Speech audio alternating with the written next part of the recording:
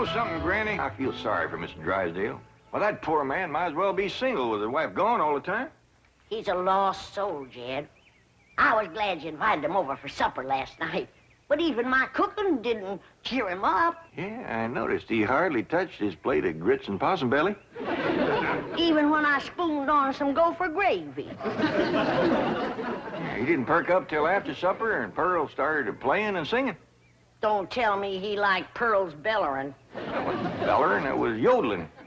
Well, it curdled the milk clean out to the kitchen. Oh, I've thrown shoes at tomcats that made prettier music than Pearl. I sure wish you two women would get along together. We ain't gonna get along together till she learns to stay out of my kitchen. I bet she's in there right now, sticking her long nose into my pots and pans. By days, if she is... Now, Granny, you just cool down.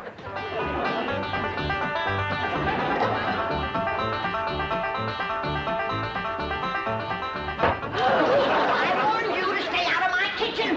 Oh, Jethro, save you more. Protect me from that wild woman. Hold her, Jethro, so I can paddle her. Granny, a thing like that could smart. I'll put me down, big overgrown put. Hey, what's going on here? Jethro, put your granny down. He was fixing to whomp Ma. I'll whop her. Here, Ma, now it's a fair fight. I don't want to whomp nobody. Well, then you tell Pearl the next time she sticks her nose in one of my pots, I'm gonna cook it. It is my bounden duty as a mother to supervise the victuals of my growing children. Don't tell me they is still growing. The Clampetts side of the family has always been big, strong, strapping folks. It's your family that brought in the runts. Who you call a runt? I think she meant you, Granny. He's about as helpful as a high wind in a prairie fire. Come on, Pearl, you and me's gonna have a talk. Jethro, you stay here and help your granny cool down. Okay, Uncle Jed. Granny, would you rather I held you under the faucet here to cool off, or took you out to the cement pond and ducked you? Try either one and I'll bash you flatter than a gander's arch. Now, Pearl. Cousin Jed, I know just what you're going to say. You're going to say, Pearl, stay out of the kitchen. You're going to say, that's Granny's kitchen and it's none of your business. You're going to say, stay in your room where you belong. That's what you're going to say, ain't it? Ain't nothing like it at all. What I was going to say was, it seems to me that a handsome widow woman in the prime of life ought not to be hiding herself in the back part of the house, working over steaming pots and pans and dipping her panty-playing fingers into soapy water and hoarsening up her beautiful singing voice yelling at Granny. That's what I was going to say.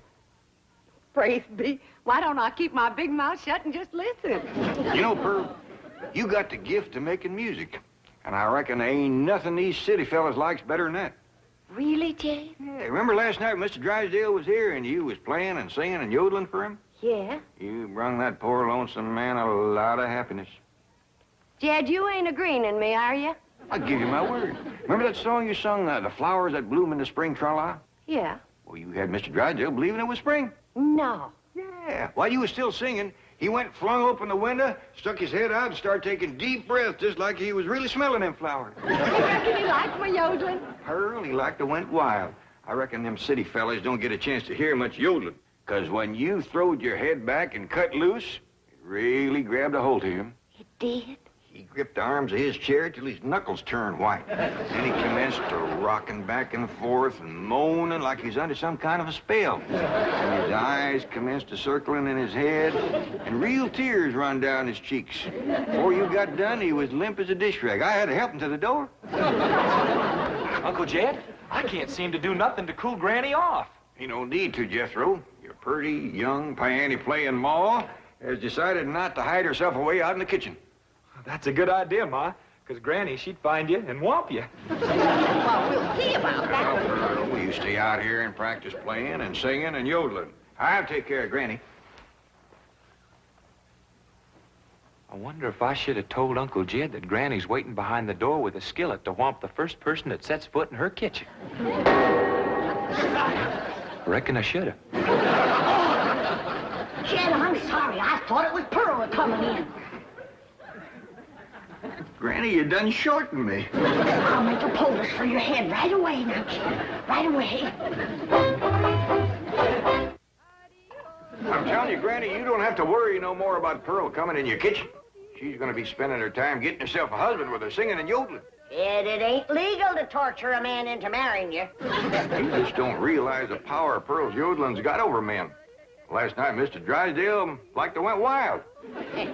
Pretty near drove me crazy, too. He loved it, Granny. I bet you he's got that yodeling ringing in his ears right now. I can still hear it. An unearthly screeching. Now, Chief, surely it wasn't that bad. Well, I can best describe it as the sound a woman might make if she were having her appendix removed without an anesthetic. Milburn, darling. Margaret, I'm so glad to have you back, dear. What a cunning hat, dear. Is it you? Oh. Welcome home, Mrs. Drysdale. Thank you.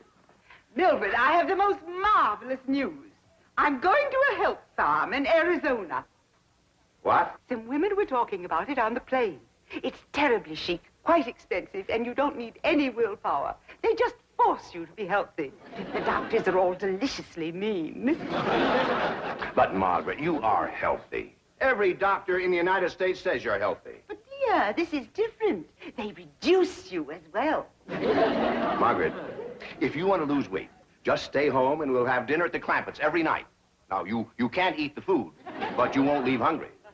Because Cousin Pearl will yodel your appetite away. But, Milburn, it's so fashionable to go to a health spa. Oh, Margaret, please stay home and run the place for a while. You have plenty of servants. Yes, but we have no one to manage the place. And with both of us away most of the time, the servants are asleep on the job. Well, just hire a good, efficient housekeeper. Oh, yes, just try and find one. Oh, Margaret, please stay home.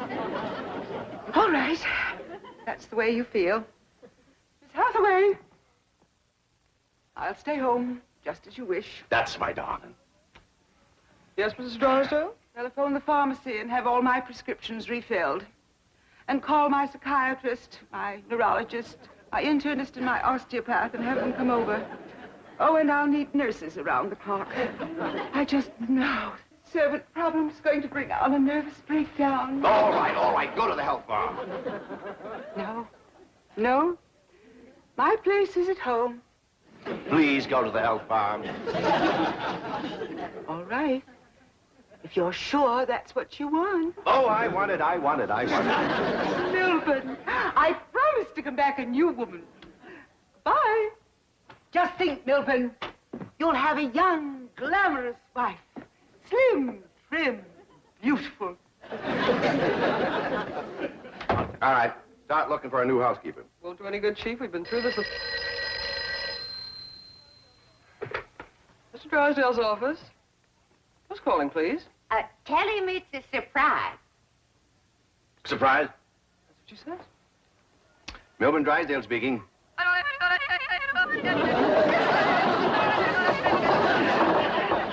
What in the world is that? That is Pearl Bodine yodeling. Now, when she comes up for air, tell her I was drafted. Chief, she might be the answer to your housekeeping problem. What? Be nice to her. I'll explain. Hello? Hello? Hello, Mrs. Bodine. How nice to hear your voice again. You saying? Mr. Clampett says that Pearl is such an industrious housekeeper that Granny is jealous. She might take over your house and hers and solve both your problems. What about that yodeling? I won't be there. And I defy any servants to sleep on the job with Pearl around. Hello? Hello, Mrs. Bodine. I wonder if I might come over and talk to you for a while. What, talk to me? Well, what about? Well, I think you may be just the woman I've been looking for. Yeah. To take over the running of my house? Well, yes. Come right ahead. Can we say 3 o'clock? Let's say 2.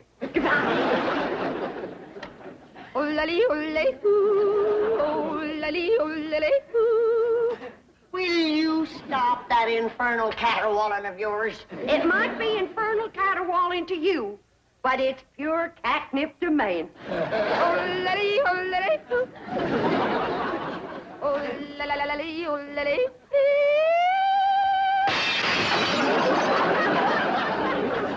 Now, looky there. I hit such a perfect note, it busted the glass. It wasn't your voice that busted the glass. It was your face. We'll see who gets the last laugh when my sweetie comes. Sure is nice of you to share your soap with Miss Drysdale. Well, with my lye soap, she'll be happy to stay home and do her housework.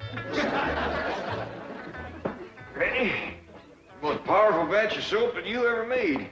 Just a breeze blowing it back on me on the way over here has got me crying. I make a big soap to do a big job. Arrivederci, au revoir, toodaloo. Howdy, Miss Drysdale. Hello, hello. Goodbye, goodbye. Where are you going? Milburn is sending me to a help farm. Martin, are we loaded? Yes, ma'am. Well, let's fly, fly, fly. Just a minute, Miss Drysdale. Granny and me brung you something. Yeah, honey. Take a good whiff of this. How nice of you. Tell the gardener to spade it in around the rose bushes. Toodaloo. Oh, just a minute, ma'am. Granny and me'd like to talk to you. I haven't time. The sooner I go, the sooner Milburn will have his new wife. Did you say new wife? Completely new. Young, glamorous, slim, trim, and beautiful. Oh, Martin, did we like my medicine? 16 bottles, Mrs. Drysdale. Drive on. Toodaloo.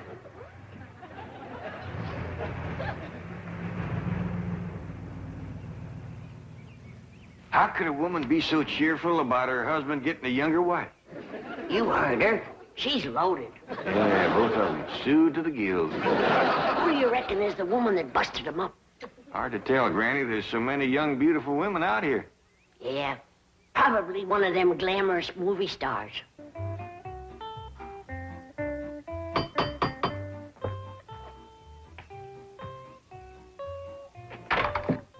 Oh, Mrs. Bodine. Why, Mr. Drysdale, you are anxious. If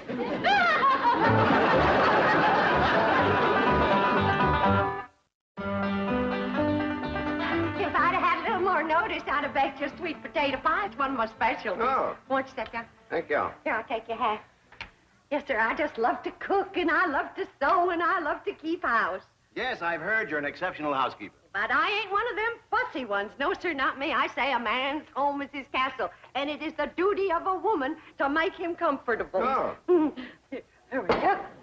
Yes, sir. A man works hard all day, and when he gets home, he has a right to enjoy himself. Take off his shoes and relax and listen to some soothing music to calm his jangled nerves. Please, Mrs. Bodine, not like that. Mr. Drysdale, I gotta ask you to keep a grip on yourself. We're all alone in the house. If you want me to keep a grip on myself, I must ask you not to play or sing or yodel. I understand. Kind of makes you go all to pieces. Yes, it does. Well, you just come on back, and you sit down. Why, Mr. Drysdale, you're perspiring. Why, you gotta get relaxed. Oh, please. A man can't say what's on his mind unless he's resting easy. Land sakes. And with that tie and collar a choking you, it's a wonder you can talk at all. Oh, Mrs. Bodine, I'll be all right. Really, I will. Mr. Drysdale, you got a hole in your stocking. Oh, it's nothing to be ashamed of. When a man ain't got a woman around to care for him, them things is bound to happen. I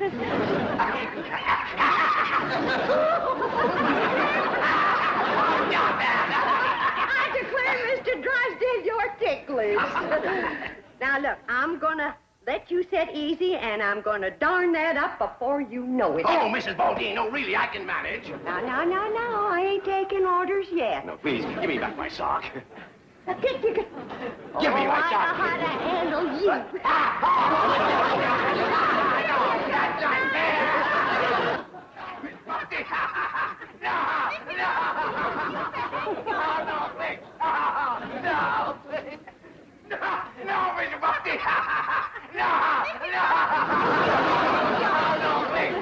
Mr. Drysdale, I reckon Pearl is a young, beautiful woman that busted up his marriage. What? It's been her singing and yodeling that drove him to it. Mr. Drysdale. Mr. Clampett, it was just, your cousin and I were... Oh, no, we weren't. Jethro, leave the room. Leave the house. Did you have to come back right now? We was just going great. Pearl, what's the matter with you? Man crazy, always was. Mr. Drysdale, get yourself decent. I'll be back to talk to you.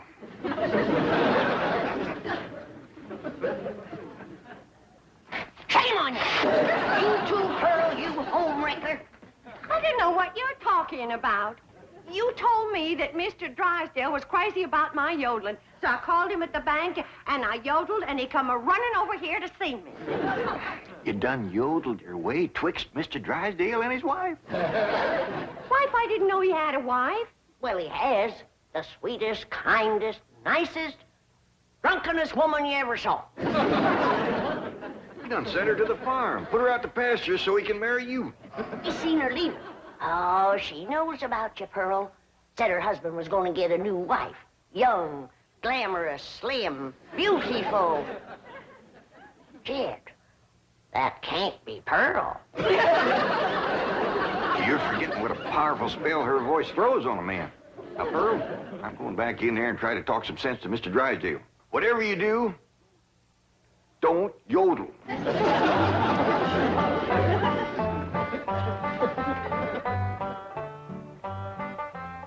Oh, Mr. Clampett, I'm terribly embarrassed about the picture we must have presented when you came in, but I assure you I wasn't at fault. Yes, your cousin Pearl is one of the most... Yeah, my cousin Pearl admitted that she called you on the telephone and stirred you up. But she didn't know you were going to send your wife away to make room for her. Oh, but I didn't. In the first place, my wife is never home. Second place, if she does come home, there's still plenty of room for both of them. Mr. Drysdale, I hear tell that you folks out here behaves mighty different than we's used to. I know you're carrying a heavy load on account of your wife. But I just can't let my cousin Pearl get mixed up in any kind of goings-on like that. Well, then, if I can't have Pearl, can I have Granny?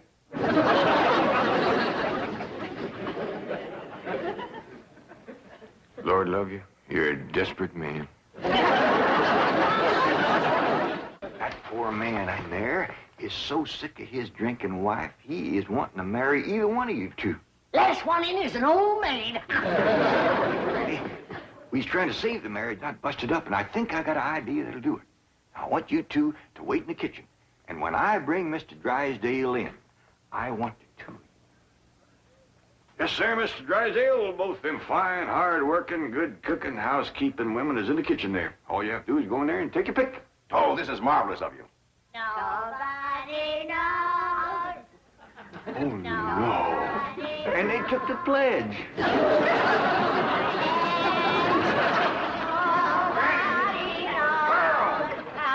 Granny! Well, look who's here. It's old Jed himself. And there's Milburn, baby. You fellas want to dance? Come on, let's have a little dance. Come on now. You can't dance with her. Why not? It's all downhill. Take your pick now, Mr. Drysdale, while I can still walk over to your house. Oh, he's gonna pick me. Ain't you, sweetie Milby? Oh, no, he ain't. He's gonna take me, ain't you? Listen, you get your banker grabbing hands off of him. Will you shove it, fella? Will you shove it, huh? I'll show you. Shove it there.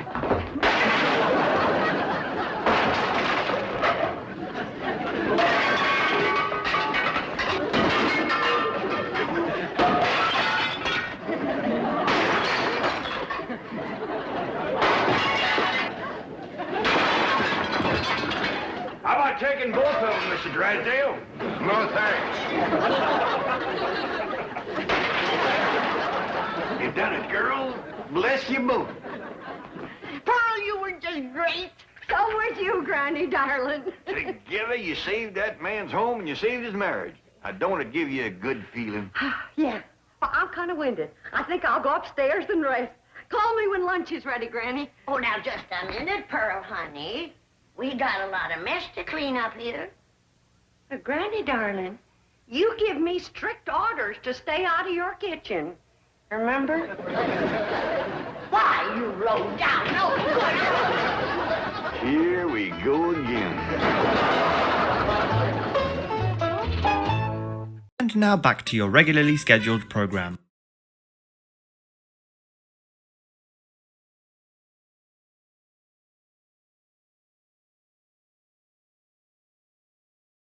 You hear that? Get out of here!